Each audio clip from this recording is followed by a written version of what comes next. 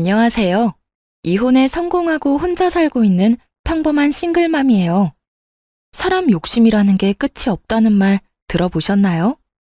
어릴 때부터 할머니께 그런 말을 종종 듣고는 했어요. 할머니께서는 그런 인간들하고는 아예 상종을 하지 않아야 사는 게 편해진다고 하시더군요. 하지만 살면서 그처럼 욕심 많은 인간을 만나본 적이 없어서 그런지 그 말을 얼마 전까지는 실감하지 못했었죠. 그리고 이혼을 하면서 그런 인간의 바닥까지 본 것 같은 기분이 들었고, 이렇게 사연글을 쓰게 됐네요. 저는 부동산을 가진 아버지의 외동딸로 태어났고, 커서는 아버지의 부동산을 관리하는 일을 시작했어요. 남편은 우연히 만났지만 여러모로 대화가 통해서 결혼을 하게 됐고요. 남편은 연애 시절엔 굉장히 잘해줬지만 결혼하면 남의 편이라는 말이 맞긴 하더군요. 모든 일에 자기 부모님을 최우선으로 두길 바라더라고요.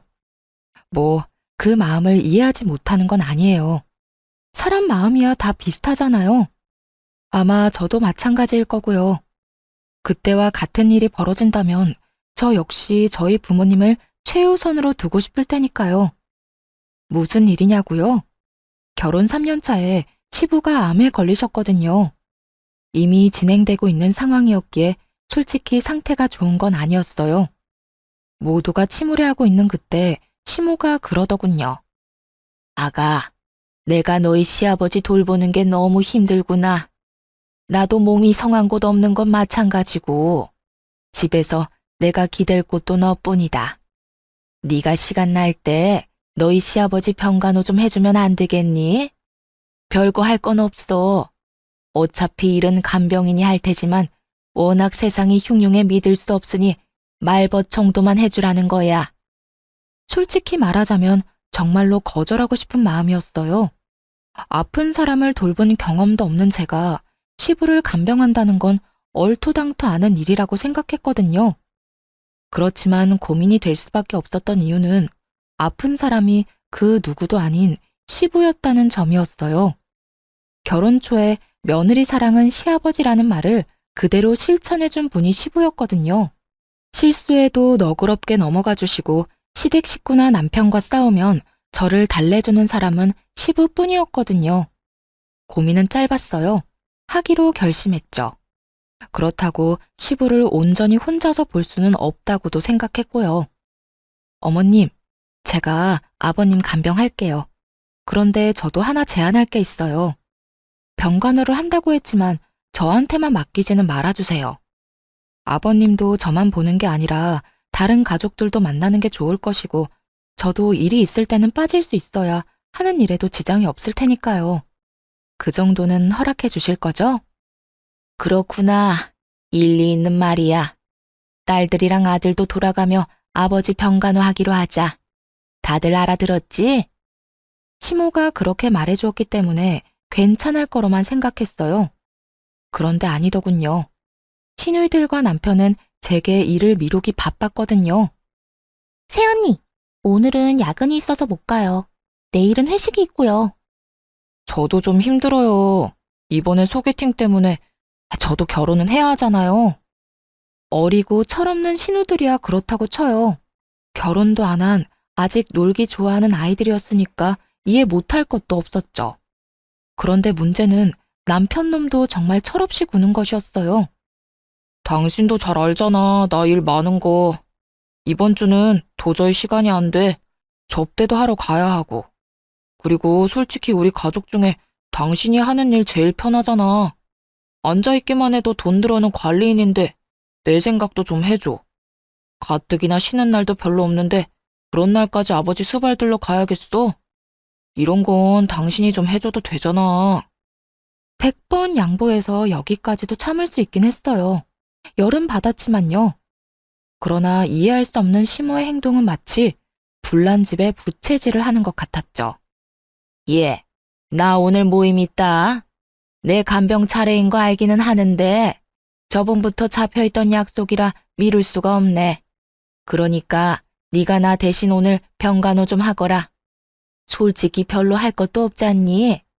그리고 시아버지가 아프면 며느리가 모시는 게 어떻게 보면 당연한 도리 아니니? 그러니까 너도 며느리 도리한다고 생각하고 시아버지 잘 모셔. 너도 우리랑 가족이 되고 싶잖아. 이번이 그 기회라고 생각하면 되지. 그런 말을 하며 제가 시부를 모시는 것을 정당화하려고 하더군요. 그렇게 장장 3년을 시부를 돌봤어요. 그 정도 기간이 제 한계였네요. 아무리 시부가 잘해줬다고 하지만 이제는 항암 치료뿐 아니라 치매 증상까지 나타났거든요.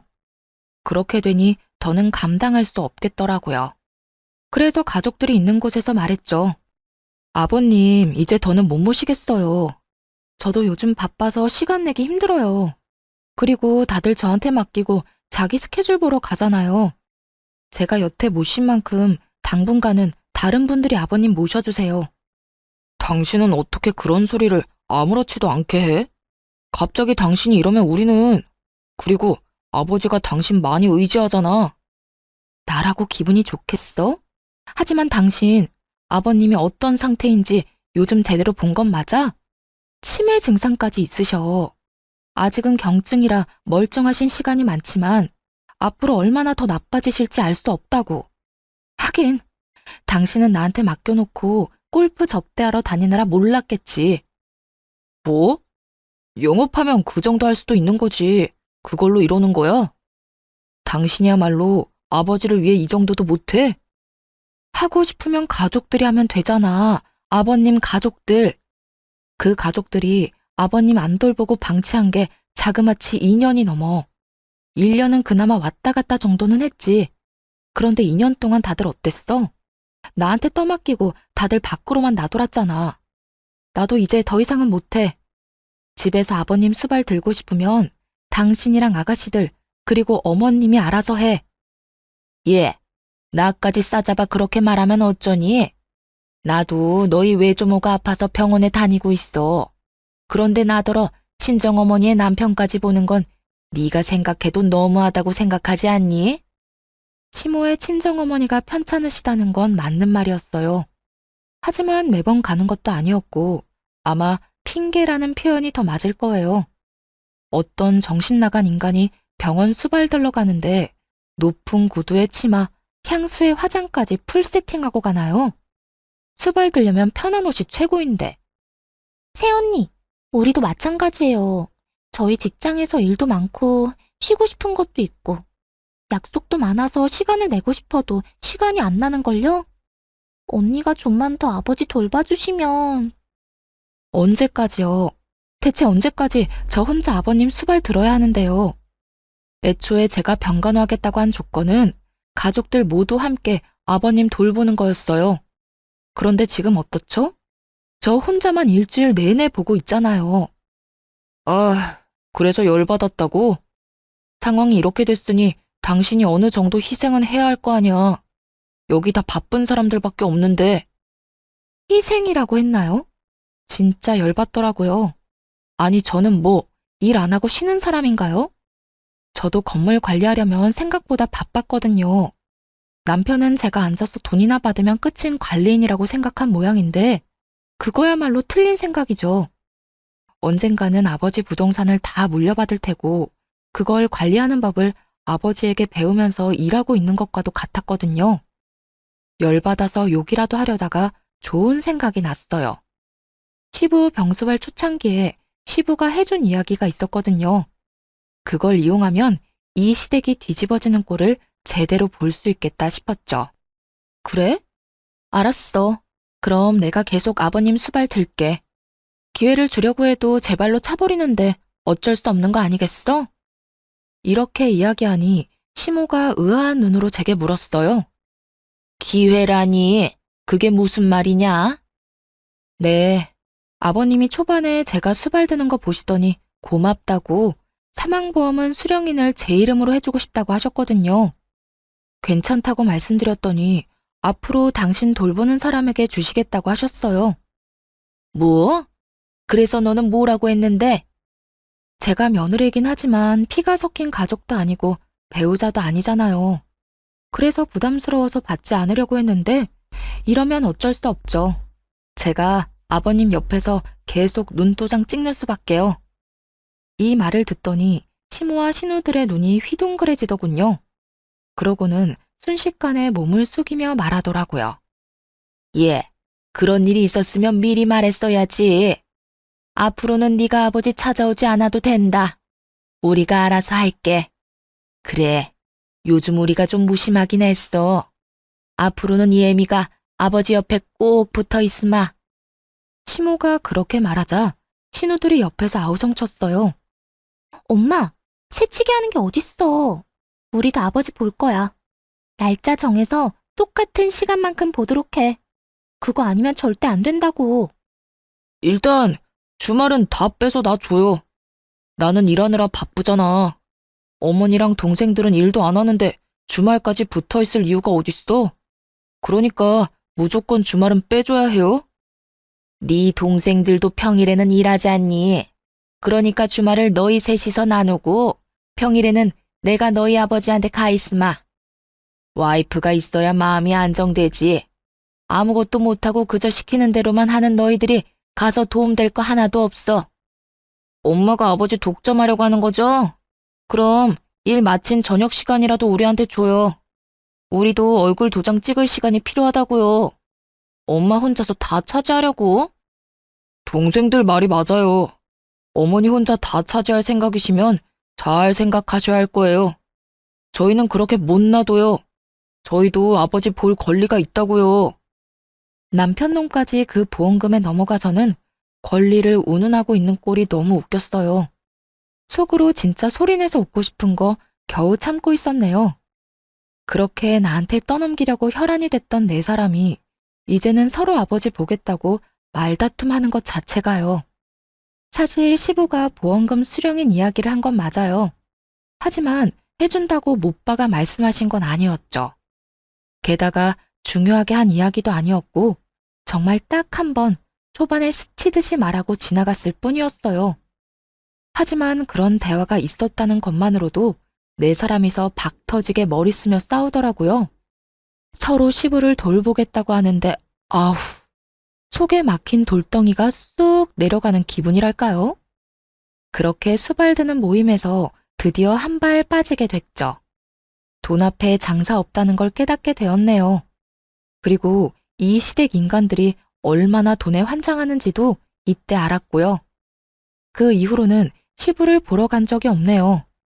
문병 정도로 짧은 시간 다녀온 적은 있어도 제가 갈 때마다 시댁 식구들의 견제가 심해지는 통에 오래 있지도 못하고 바로 돌아와야 할 정도였죠. 편했어요. 이제 별다른 문제 없을 거라 생각하며 평온한 하루를 보냈어요. 그런데 제가 애를 낳고 쉬는 동안에도 아버지가 월급을 대신해서 용돈을 꼬박꼬박 챙겨주셨거든요. 그 용돈이 남편 월급보다도 많다는 걸 시모와 신우들이 알게 된 것이 화근이 되었고요. 친정아버지가 저 고생하는 거 보기 싫다고 사위인 남편에게 액수를 오픈해버렸거든요. 이 정도까지는 도와줄 테니 내 딸한테 무리시키지 말라고 으름장을 놨던 거죠. 뭐 그런 말을 들었다고 사람이 금방 바뀌는 건 아니었지만요. 대신 시모와 신우들의 눈이 바뀌긴 했죠. 예, 너 혹시 돈 좀 있니? 네 시아버지도 저렇게 아프고 내가 돈 쓸 곳이 있는데 돈 나올 곳은 없으니까 힘들구나. 혹시 돈을 좀 빌려줄 수 있어? 한 300만 원이라도. 많이 급하신가 보네요. 용돈으로는 감당하기 어려운 금액이기도 하고, 그런데 제가 그냥 빌려드릴 수는 없고 차용증을 썼으면 좋겠어요. 제가 아버지에게 용돈을 받긴 하는데 그 돈이 다 아버지 명의 계좌에 들어가 있어서 그냥 드릴 수는 없거든요. 괜찮으시겠어요? 괜찮다마다. 차용증이야 얼마든지 써줄 수 있어. 그러니까 좀 부탁한다. 염치가 없다고는 생각한다만 그래도 이렇게 도와줄 사람이 옆에 있는데 대출이나 금융기관 돌아다니는 것도 웃기지 않니? 어차피 일을 안 해서 대출 금액도 안 나오겠고 말이지. 주절거리는 시모를 뒤로 하고 차용증을 써줬어요. 그런데 그 뒤로는 신우들도 와서 돈을 빌려가더군요. 웃긴 건 갚을 생각은 않고 계속 빌려만 가더라고요. 마치 ATM에서 돈 꺼내 가듯이 말이죠. 처음에는 별말 안 했어요. 차용증이라는 강력한 문서가 있었으니까요. 남편은 이걸 아는지 모르는지 별 생각이 없어 보였고요. 그렇게 시모와 신우 둘이 빌려간 금액이 2년 만에 1억 정도로 불어나더군요. 당시가 결혼한 지 6년쯤 됐을 때예요. 그 금액을 이 인간들이 어떻게 감당하려고 그러나 슬슬 걱정이 되기 시작할 무렵 친정엄마에게 안 좋은 소식이 들려왔어요. 뇌졸중으로 고생하며 재활에 전념하던 어머니에게 2차로 뇌경색이 발견된 거예요. 게다가 이번에는 반대쪽 뇌였기 때문에 결국 양쪽 다 제대로 못 쓰는 처지가 된 거죠. 재활 전문 병원에 입원하셔서 한참을 치료받았지만 상태가 그리 호전되진 않았어요.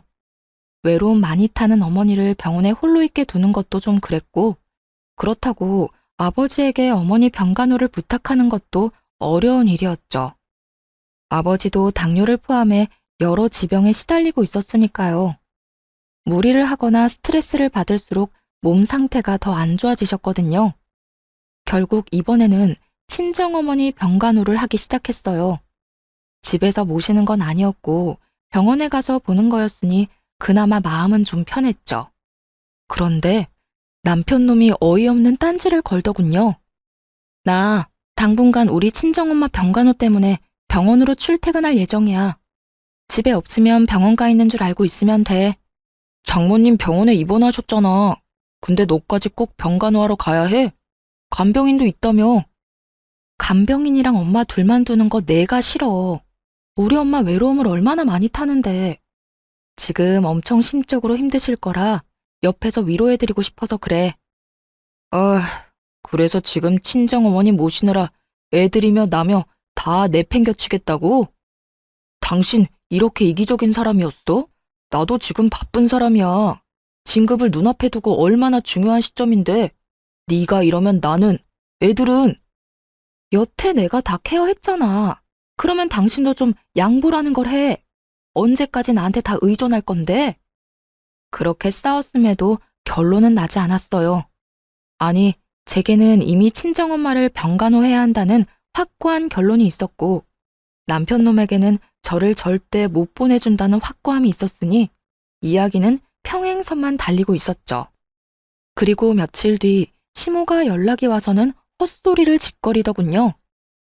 아니 너는 어떻게 시집 온 애가 친정에 목을 매니?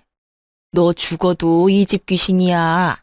네가 여기 시집 왔다는 건 그런 뜻이라고. 그리고 나도 요즘에 네 시아버지 수발 드느라 얼마나 힘든 줄 아니?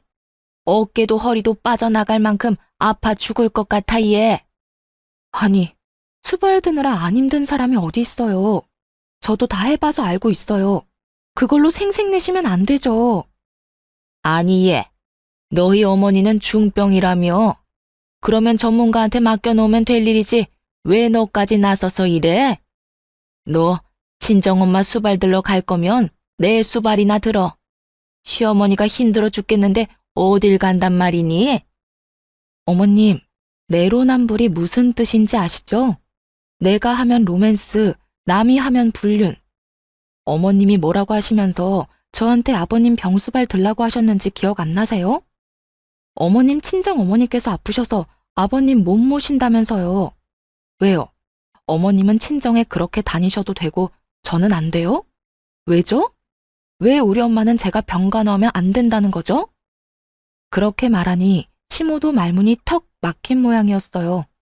하지만 아마 시모는 친정엄마 수발 같은 거 든 적도 없었을 거예요. 대신 놀러나 다녔겠죠. 그렇지만 수발 든다는 이유를 대고는 놀러 다녔으니 반박할 말도 없었을 거고요. 야, 너 우리 엄마한테 이게 뭐 하는 짓이야? 우리 엄마한테 따지는 거야 지금? 와, 너 진짜 웃긴다. 아버지 아파서 다들 아버지 모시느라 힘든데 어떻게 너 혼자 이렇게 태어내? 너는 왜 이렇게 이기적이야? 너도 우리 가족이라고. 우리 결혼한 거잖아. 그러니까 그러면 너도 내 가족이지. 우리 부모님 아파서 저러고 있는데 나한테 병간호도 못 가게 하는 게 남편이야? 그러는 네가 사위냐고. 웃기지도 않아? 보험금 탐나서 거기 붙은 인간들이 이제는 나 아버님 얼굴도 못 보게 하는데 태어나지 않을 건 또 뭔데? 뭐? 너 지금 말 다 했어? 넷이서 알아서 잘 모시고 있잖아.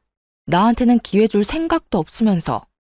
그리고 아버님 돌볼 정도로 건강한 어머님한테 내 수발이 필요하다고 생각해? 두 손 두 발 못 쓰는 우리 엄마는 왜 내 병간호조차 못 받게 하냐고 왜? 내가 친정엄마한테 간다니 그건 싫으니? 싫다는 게 아니잖아. 굳이 네가 장모님을 모실 필요가 있느냐는 거지. 왜? 아버님 수발에 육아 집안일까지 다 네 거 될까봐 걱정이야? 차라리 그런 이야기를 했으면 가사 도우미라도 붙여두겠다고 했을 텐데. 너 노선 진짜 잘못 잡았어. 나 묶어두려는 모양인데 그거 완전 꽝이라고. 이기적인 인간? 그거 너 이야기 아니야? 한바탕 화를 내고는 시댁에서 혼자 나왔어요. 있어봐야 좋은 소리 들을 것도 없고 열만 받았을 테죠. 그리고 저 인간들은 지금 자기들이 뭘 잘못하고 있는지도 몰랐어요. 제가 성격도 모르고 있었고요. 저는요, 한 번 아니다 싶으면 영원히 아닌 사람이거든요. 인내심이 많은 것은 착해서가 아니라 한 번 결정하면 인연을 확 끝내버리기 때문에 기회를 여러 번 주는 것이라는 걸 저것들이 모르고 있었다는 거죠. 그래서 이참에 끝을 내주기로 했어요. 그 길로 친정엄마가 입원한 병원으로 갔고 외박계를 신청했죠. 이미 급성기는 지나셔서 외출 정도는 가능한 상태였지만 혹시나 모르니 능력 있는 간병인까지 한 명 고용해서 집으로 모셨어요. 그리고 안방에 친정엄마를 모시고 방에 있던 남편 물건은 모조리 작은 방으로 다 던져버렸네요. 저녁에 남편이 집에 오더니 그 상황을 보고 경악을 금치 못하더군요. 그러면서 저를 작은 방으로 끌고 오더니 문을 닫고 한바탕 소리를 질러댔어요. 당신 설마 장모님 여기까지 모셔온 거야? 도대체 무슨 생각인데 왜 이렇게까지 해? 병원 가지 말라고 한 게 그렇게 화날 일이었어? 그래서 나 보란 듯이 이런 짓 한 거야? 내 집에 내 어머니 모시는데 당신이 왜 난리야? 그리고 우리 엄마면 네 엄마도 되는 거 아니야? 언제는 가족이 되는 게 그런 거라며. 그런 이유로 나한테 아버님 수발 들도록 맡겨놓고 이제 와서 우리 엄마는 안 된다? 걱정 마. 너한테 병간호하라고 안 할 테니까. 하더라도 내가 해. 그런 문제가 아니잖아. 어머님이 여기 와 있으면 내가 불편해. 내가 편하게 쉴 수가 없다고. 당신 진짜 나 화내는 거 보려고 이러는 거야? 내가 당신한테 화 좀 냈다고? 이거 보복성이지? 보기 싫으면 네가 나가면 되지. 나 안 나가. 당신이 나가서 살던 뭘 하던. 그러니까 나는 내 할 일 하고 당신은 당신 할 일 하면 되는 간단한 상황이라는 거지. 와, 내가 이 집 주인인데 왜 내가 나가는 건데? 나는 못 나가. 만약 나 쫓아내면 우리 이혼하는 거야. 나 이런 식으로는 못 산다고. 당신 돈 많다고 눈에 뵈는 게 없나 본데 이건 분명히 당신한테 유책 사유가 있는 거거든? 유책 사유? 웃기고 있네. 야, 네가 한 짓을 생각해봐. 네가 한 짓이 내가 한 짓보다 더하면 더했지 덜하진 않을걸? 그래, 너 맘대로 해. 이혼을 하자면 하고. 근데 미리 말하는데 난 이혼함과 동시에 모든 걸 원상태로 돌릴 거야. 그거 잘 알고 하라고. 무슨 뜻인지 제대로 이해를 한 건지는 모르겠지만 그렇다고 더 자세히 가르쳐줄 생각도 없었어요. 자기가 알아서 하겠죠. 남편 놈은 진짜로 열이 받았는지 변호사를 통해 이혼 소송을 진행하겠다는 연락이 왔더라고요. 내심 재산 분할하면 이 집에 대한 권리며 여러 가지를 자기한테 유리하게 진행할 수 있을 거라 생각한 모양인데 어림없죠. 저도 그냥 당하고만 있을 사람은 아니었거든요. 소장을 받은 그날 변호사를 고용해 본격적인 이혼 소송을 진행하기로 했어요. 그리고 그날 저녁 집으로 들어온 남편에게 말했죠. 오늘 짐 싸서 나가. 미쳤어? 여기 내 집이야. 내가 이 집 살 때 5천만 원 낸 건 기억도 안 나나 봐. 집값에 비해 워낙 작은 금액이라 기억도 안 났지만 웃으며 말했죠. 그거? 그 5천만 원 가지고 지금 집에 대한 소유권을 주장하려는 거야? 근데 어쩌나? 내가 그렇게 인정해주고 싶어도 일단 계산이 끝나지 않으면 인정해줄 수가 없거든. 그 말과 동시에 시모와 신우가 빌려간 돈에 대한 차용증을 남편 앞에 뿌려줬어요. 바닥에 떨어지는 서류들을 보며 남편 놈은 처음에는 이게 뭔가 하고 쳐다보더군요. 그리고 이내 그것이 차용증이라는 걸 알아보더라고요. 그리고 그 돈을 빌린 사람이 자신의 어머니와 두 동생들이라는 것도 알게 됐죠. 그거 당신 어머님이랑 당신 동생들이 나한테 빌린 돈이야. 아니, 따지면 우리 아버지 통장에서 빌려간 돈이지.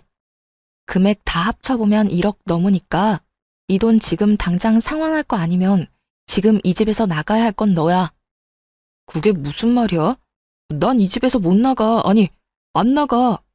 내가 이 집 살 때 5천만 원 분명히 해왔다고. 그만큼은 나도 이 집에 있을 권리가 있지. 네가 뭔데 나가라 말아야? 그리고 이건 내가 빌린 게 아니라 우리 가족들이 빌린 거잖아. 내가 그걸 갚아야 될 이유가 있어? 당연히 있지. 이거 받아갈 때 계좌가 네 명의 계좌였거든? 어머님이 쓰시는 계좌. 그리고 이거 기한이 언제까진지는 알아? 우리가 혹시라도 갈라서거나 이혼하게 될 경우에는 즉시 상환이라고 적혀 있어. 너와 내 결혼이 이 차용증에선 가장 중요한 거라고. 뭐? 그게 지금 무슨, 너 그것까지 생각하고 빌려준 거야? 와, 너 진짜 무서운 애다. 어떻게 사람이 그렇게 계산적이니? 그건 너겠지. 지금 자기소개해?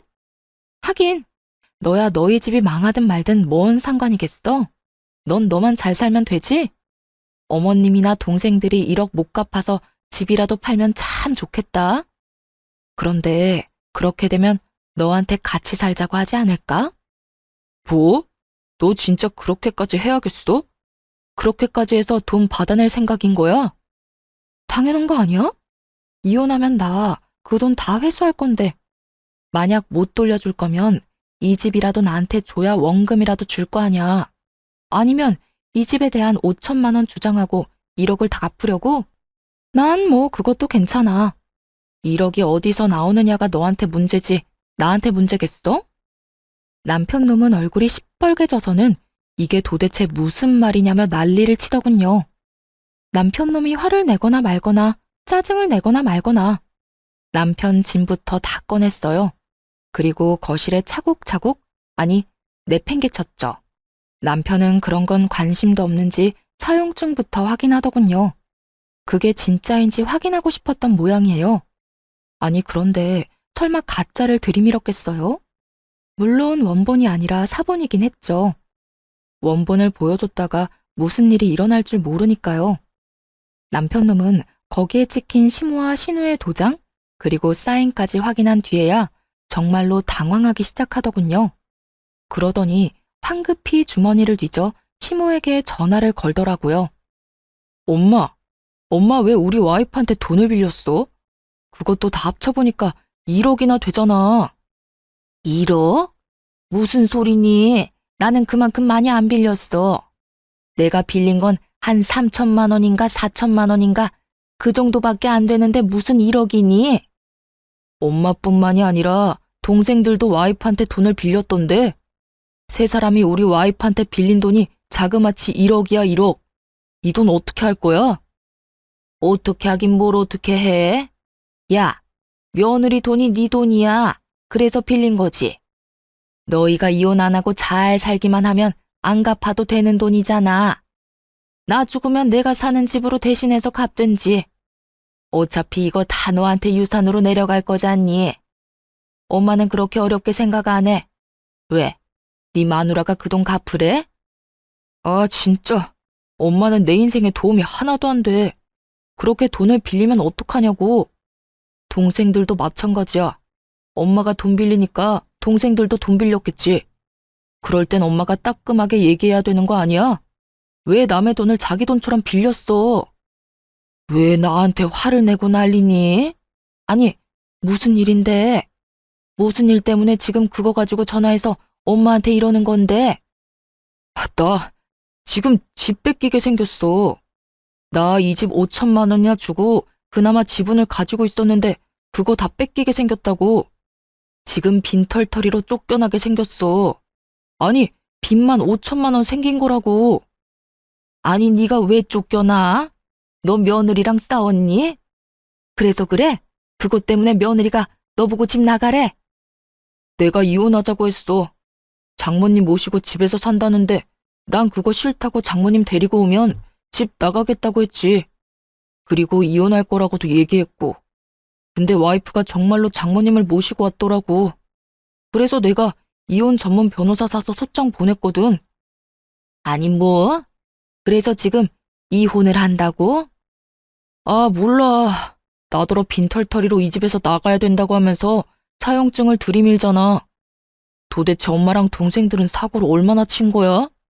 나 몰래 돈을 왜 이렇게 빌렸냐고. 지금 당장 돈 모아서 1억 갖고 와. 나는 그거 내고 이 집에 대한 소유권 주장해야 되겠어. 재산 분할도 하고 내 돈은 받아야 될 거 아니야. 예, 갑자기 그런 큰 돈이 어디서 생겨? 이 한밤중에. 엄마가 1억이 있었으면 돈을 빌렸겠니? 이혼하지 말고 버텨. 그냥 잘못했다고 무조건 빌어. 그리고 뭐 장모님이랑 좀 같이 살아도 되지. 1억 안 갚는 대신에 그 정도 할 수 있잖아. 엄마, 내가 싫다고. 나 어른들하고 같이 사는 거 힘들어서 못해. 신경 쓸 게 얼마나 많은지 알아? 몰라. 난 모르겠으니까 엄마한테 이야기하지 마. 네 동생들한테 얘기해서 5천만 원이라도 빌릴 수 있는지 알아보든지. 엄마는 돈 나올 구석이 없어서 네 와이프한테 돈 빌린 거야. 그러니까 나한테 이런 식으로 다그치지 마. 네가 능력이 있었으면 엄마가 네 와이프한테 그랬겠니? 따지고 보면 다 네 탓이지. 어쨌든 엄마한테는 돈 달라고 얘기하지 마. 알았어? 그렇게 시모는 차갑게 전화를 끊어버리더라고요. 남편이 두 여동생에게 전화를 했는데 그 전화들도 남편에겐 그리 좋은 소식이 아니었죠. 오빠는 도대체 무슨 일을 그런 식으로 해? 세연이한테 무조건 잘못했다고 빌어. 알았어? 나 그 돈 솔직히 말해서 갚을 생각 없이 빌린 거란 말이야. 세연이가 워낙 돈이 많잖아. 그래서 빌린 건데 오빠야말로 이렇게 사고를 치면 어떡해? 야, 넌 나한테 할 말이 그거밖에 없어? 넌 뭔데 내 와이프한테 돈을 왜 빌린 건데? 당장 돈 다 갖고 와. 너 가지고 있는 거 다 팔아서라도 가지고 오라고. 네가 가지고 있는 명품들. 미쳤어? 그건 내 목숨이나 똑같아. 무조건 세연이한테 빌기나 해. 빈털터리로 이혼당하지 말고. 그리고 오빠 이혼해도 나 그 돈 못 줘. 오빠가 다 갚아야 한다고. 너 미쳤구나. 네가 빌린 돈을 내가 왜 갚아? 네가 갚아야지. 거기에 다 적혀 있어. 내가 못 갚으면 오빠가 갚아줄 거라고. 그건 무효야. 내가 차용증 쓰는 자리에도 없었는데 왜 내 이름을 팔아? 몰라. 법적인 건 모르겠고 그렇게 됐으니까 오빠가 알아서 하라고. 그렇게 전화를 끊고서야 남편 놈은 약간 제정신이 돌아왔나 보더라고요. 화가 나서 이혼 소장을 보낼 때랑은 깜판인 얼굴로 그러더군요. 여보, 미안해. 내가 말이 좀 심했던 것 같아. 사실 그렇지. 우리 아버지도 모시라고 했는데 당신 어머니 못 모시게 하는 것도 말 안 되는 일이긴 하지. 내가 요새 너무 스트레스 많이 받아서 잠깐 돌았었나 봐. 내가 왜 그런 짓을 했는지 모르겠네. 변호사한테 얘기해서 소송 진행하는 거 없던 일로 할 테니까 당신도 이 정도쯤에서 나 용서해주고. 나는 용서할 생각 없으니까 당장 짐 싸서 나가. 우리 엄마 모셔야 되니까 나가라고. 나랑 우리 엄마 정신 사납게 해놓고 그냥 넘어갈 생각은 아니지? 나는 한번 피를 보면 끝장을 보는 사람이야. 네가 먼저 시작한 거고 난 끝장을 봐야겠어. 걱정하지 말고 나가. 돈은 내가 어떻게든 다 받아낼 테니까. 여보, 제발 부탁이야. 나 이렇게 나가면 갈 곳도 없어. 그리고 갚을 돈도 없다고. 1억을 도대체 무슨 수로 갚아? 그건 나한테 할 말이 아니지. 당신 어머니랑 당신 동생하고 상의해야 되는 일 아니야? 아니면 내가 5천 떼줄까? 대신 이 집에 대한 건 미련 버리고 깔끔하게 1억 갚으면 되지. 의미가 없잖아. 아, 그냥 용서해주면 안 돼? 내가 그냥 잠깐 정신 나갔다고 생각하고 앞으로 당신한테 바짝 엎드려서 살게. 이렇게 빌게, 제발. 빌 거 없고 그냥 나가기만 하면 돼. 이혼 서류 다시 보냈을 때 확인했고, 우리도 차용증 관련해서는 증거자료 소명할 테니까 그렇게 알아. 그리고 네가 왜 갈 데가 없어? 너 시댁 가면 되잖아. 어머님이랑 아버님이랑 두 동생들 있는 시댁 가서 잘 살면 되지. 아, 아니면 그 집 담보로 대출이라도 당기면 되겠네. 그걸로 1억 갚고 나면 너도 이 집 소유에 대해서 주장할 수 있지 않겠어? 그렇게 말은 했지만 솔직히 그대로 될 거라는 생각은 안 했어요. 시모가 돈이 없다고 절 찾아왔을 때 다른 곳에 연락을 안 해보고 왔을 리가 없잖아요. 분명히 은행이며 대출이며 다 알아보고 왔을 거예요. 시부가 지금 병상에 있으니 시가에 대한 권한을 가지고 있는 건 와이프인 시모였죠. 시부가 참 마음이 착한 사람이거든요. 말년에 그 집에 시모 이름을 넣어 공동 명의로 해줬다고 하더라고요. 그랬으니 분명 자기 지분에 대한 담보대출에 대해서 최소한 물어는 봤을 가능성이 컸죠. 여보, 진짜 이럴 거야? 우리 같이 산 세월이 있는데 한 번 실수한 거 가지고 이러는 건 아니잖아. 한 번 실수? 너 한 번만 실수한 거 아니거든? 나한테 여러 번 실수했어. 그간 내가 참아준 거고. 내가 왜 참아줬는 줄 알아? 난 한 번 아니라고 생각하는 건 끝장을 봐야 속이 시원한 사람이거든. 그래서 끝까지 참아준 거야. 아니 여보, 내가 정말 미안하다니까. 시끄럽고 너랑 나는 여기까지가 끝인 거야. 당장 시댁으로 돌아가. 짐은 내가 알아서 다 챙겨줄게. 그러니까 걱정 말고 나가. 결국 남편 놈은 어깨를 축 늘어뜨리고 시댁으로 돌아갔죠. 돌아가는 내내 아마 자기 머리 쥐어 뜯었을 거예요. 섣부르게 이혼소장 날린 거 후회하면서. 하지만 뭐가 달라지겠어요? 지가 이혼소장 안 날렸어도 제가 날렸을 건데요. 그리고 진짜 대환장 파티는 그 다음날 벌어졌죠. 시모와 신우 남편 놈이 모두 찾아와 이런 법이 어딨냐며 난리를 쳤거든요. 얘, 너 이렇게 사람한테 유예기간도 안 주고 이러는 거 아니다. 이런 일이 있으면 미리 얘기를 하고 우리가 대비를 할 수 있도록 했어야지. 어떻게 이렇게 이혼 통보를 하루아침에 할 수가 있어? 이혼은 남편이 먼저 하자고 한 거예요. 제가 먼저 하자고 한 적 없고 저는 남편이 이혼 변호사 사서 보냈길래 저도 오케이 하고 이혼하기로 결정한 거고요. 제가 통보를 안 한 게 아니라 남편이 어머님한테 얘기를 안 한 거겠죠. 시모는 좌불안석 내내 초조해하는 남편을 째려보더군요. 그러면서 제게 말했어요. 예, 결혼이라는 게 그렇게 쉬운 게 아니고 이혼이라는 것도 그렇게 쉬운 게 아니야. 어렵게 맺어진 인연 어떻게든 보듬고 양보하고 서로 함께 걸어가며 살아야 하는 거지.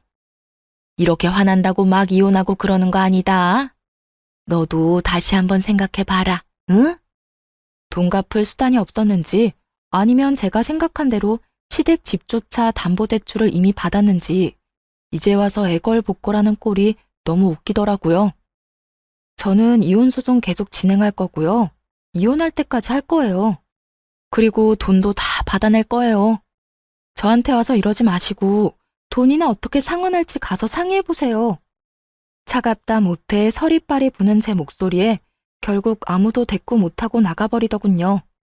제가 며느리로서 가족이 되려고 노력했을 때는 자기들이 떵떵거리며 저한테 큰 소리 칠 수 있었겠지만 이제 이혼을 눈앞에 두고 있으니 저한테 그 사람들은 그냥 돈 빌려간 사람일 뿐이잖아요. 그 사람들한테는 내가 돈을 빌려준 사람이고요. 그러니 이렇게 저자세로 나오는 것도 당연한 일이었죠. 그런데 이렇게 정신없는 와중에 시댁에는 또 사건이 터졌더라고요. 시부가 결국 흡인성 폐렴으로 앓다가 돌아가시게 된 거였어요. 그간 치매까지 중증으로 진행돼서 굉장히 힘든 상황이었는데 시부가 돌아가셨다니 슬프긴 하더라고요. 게다가 시부는 돌아가실 때까지 워낙 아프셔서 평생 모으신 돈을 치료비로 끌어다 쓰신 걸로 알아요. 그래서 이렇다 할 재산도 없고 시모가 살고 있는 집이 전부라고 알고 있었거든요. 그런데 그 와중에 시모와 신우들은 시부의 사망보험금에만 다들 정신이 팔려있더군요. 하긴 그게 나오면 저한테 1억 갚고 집에 관해서도 주장할 수 있으니까요. 뭐 그렇다 하더라도 저야 위자료를 청구하면 되기에 별로 큰 문제는 되지 않았지만요. 그런데 정말 그들에게 경악스러울 법한 상황이 발생했어요. 저도 이런 상황이 생길 거라고는 꿈에도 상상조차 못했네요. 야, 너 이게 어떻게 된 일이니? 왜 우리 남편 사망보험금 수령인이 너 이름으로 돼 있는 거야? 그 이야기를 듣는데 깜짝 놀랐어요. 시부가 지나가듯 했던 한마디, 그것도 해줄까 싶다라고 지나가는 말로만 들었을 뿐이었거든요. 그런데 정말로 제 이름으로 되어 있었다니. 저도 모르죠. 보험회사에 연락해 보셨어요? 보험사를 이야기하자 시모의 눈에 띄게 당당하던 기색이 줄어들더군요. 뭔가 있다 싶었어요. 설마 시모가 그런 조사도 안 해보고 이렇게 따질 사람은 아니라고 생각했지만 도대체 어떤 상황이길래 갑자기 저러는지 알 수가 없었죠. 말해보세요. 보험회사에서는 뭐라고 하는데요? 대답이 없길래 직접 보험 설계사에 전화를 해서 물어봤어요. 그랬더니 그 설계사가 이렇게 말하더군요.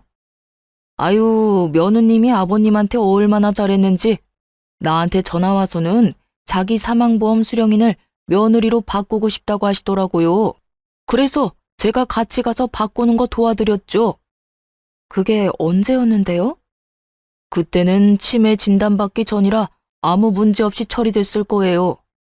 암 진단받은 지 2달 만에 바꾸신 거라 저도 의아해서 물어봤더니 며느리가 자기 수발 드느라 고생이 많다고 이거 주고 가면 손자에게도 도움이 되지 않겠냐고 하시더라고요. 보험 설계사의 이야기를 듣던 시모가 혀를 차며 말하더군요. 그 인간이 뭘 잘못 먹어도 한참 잘못 먹었지. 병간호하고 2달 만에 수령인을 바꿔? 아니, 돈 많은 며느리 걱정을 왜 해? 돈 없는 우리나 걱정해야지. 아마 아버님은 저희가 이혼할 거라고는 생각 안 했겠죠. 우리가 이렇게 틀어질 거라는 생각도 못 했을 테고요. 그래서 아무 생각 없이 제 앞으로 보험금 수령인을 남긴 것 같아요. 게다가 그건 다른 가족들에게 경고의 메시지이기도 했을 거예요. 너희들이 나를 방치하면 내가 며느리에게 더 잘해준다는 경고. 그런데 문제는 그렇게 해놓고 치매에 걸려버린 거죠.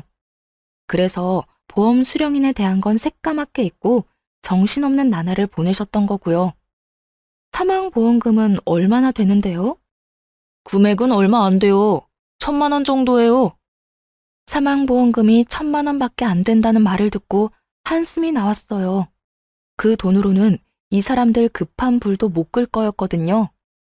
금액을 알고 나니 시모와 신호의 표정이 안 좋아졌어요.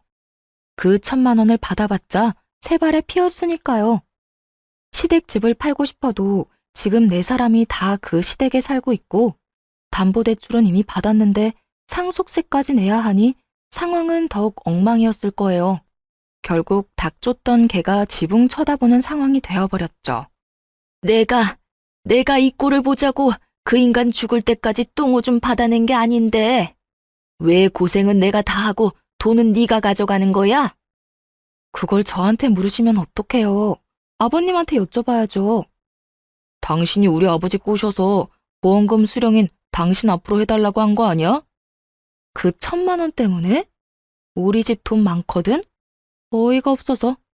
아니 그리고 어차피 아버님이 이거 주신 것도 금액이 얼마 안 되니까 나한테 남긴 거겠지.